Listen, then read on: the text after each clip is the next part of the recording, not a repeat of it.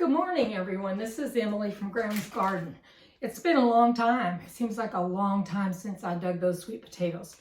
They're good, I'll tell you that. We ate them at Thanksgiving, some of them. There's a lot left.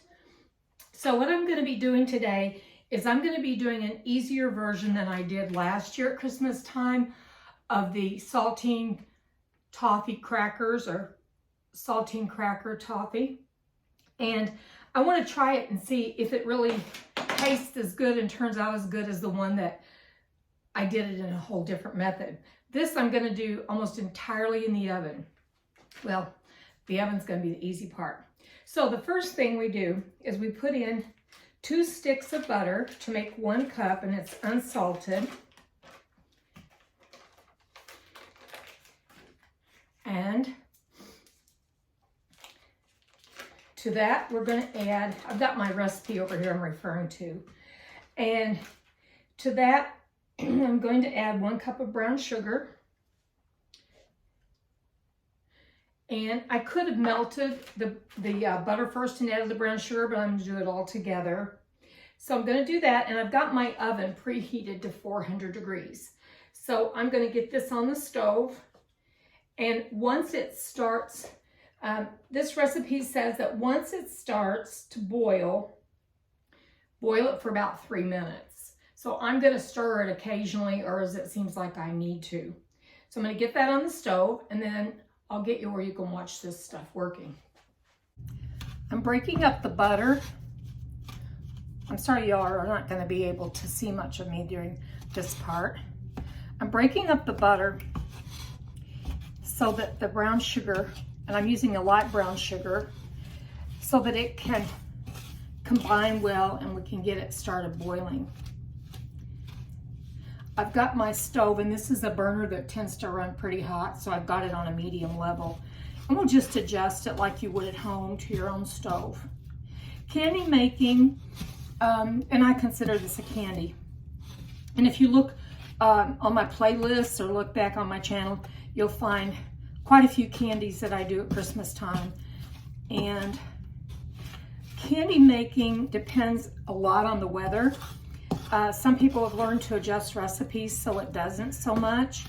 But today is a low humidity, bright sunshiny day, so this should make well. The thing that I have to watch and be careful of is that because it is so low humidity outside and it's this bright crisp day with not much moisture in the air, what I want to be able to be sure and do is make sure that I don't let this overcook, because it can become like too hard and almost like burnt quickly. So you just keep your eye on it. And once this is all melted, then we're going to count for 3 minutes.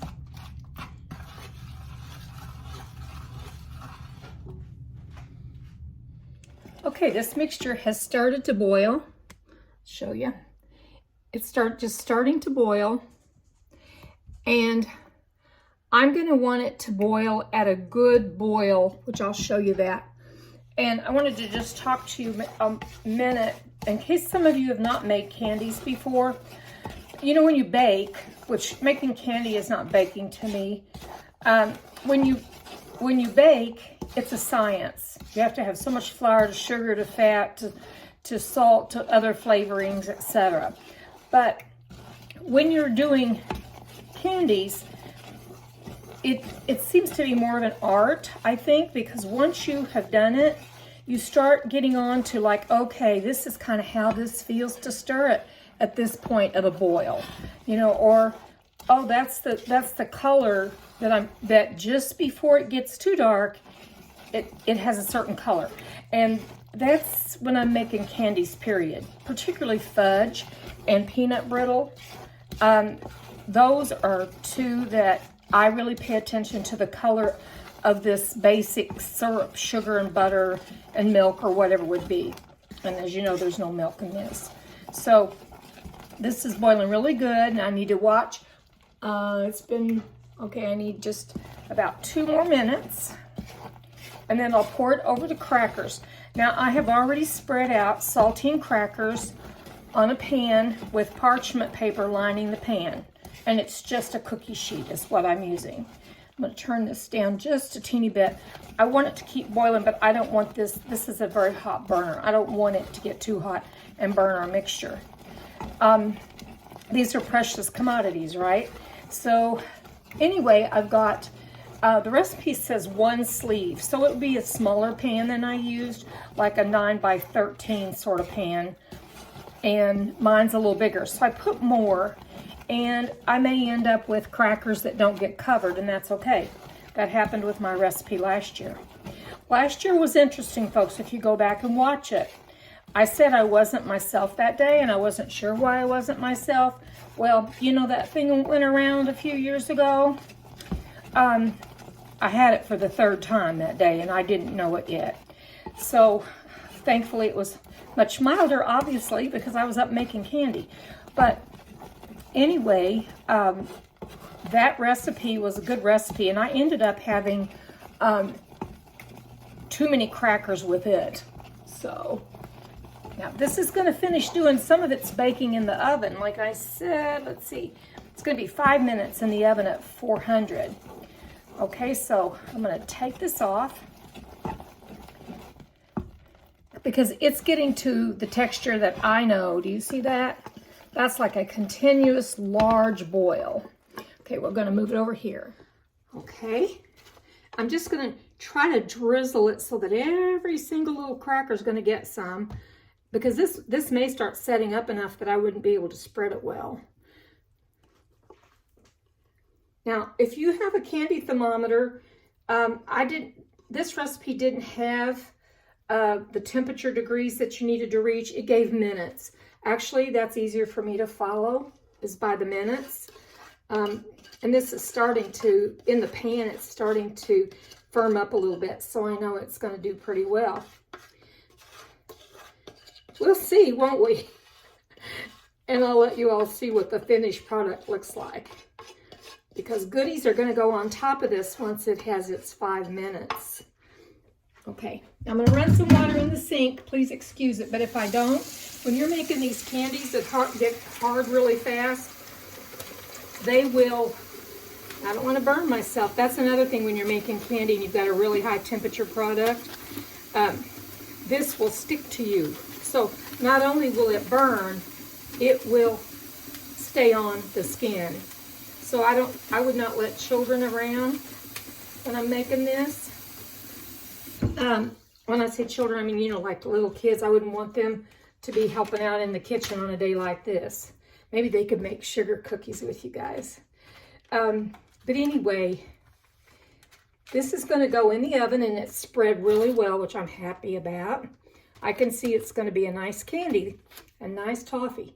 My wooden spoon here, this wooden spoon is probably not ideal for making this or anything that's going to harden on it, but this was my mother's spoon, and I've just worn it out. I mean, she put many miles on it, but I really have worn it out. And there's something about it that I just like to go ahead and use it.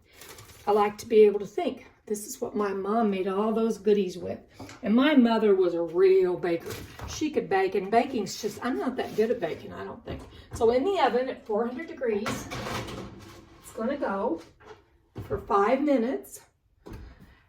So I'll be back when it's ready, when it's out of the oven. Okay, it's been 5 minutes. I'm going to take them out. And I looked, wow, they're bubbling away. This is going to further turn this just into a total toffee mixture. Can you hear that? That's how hot that is.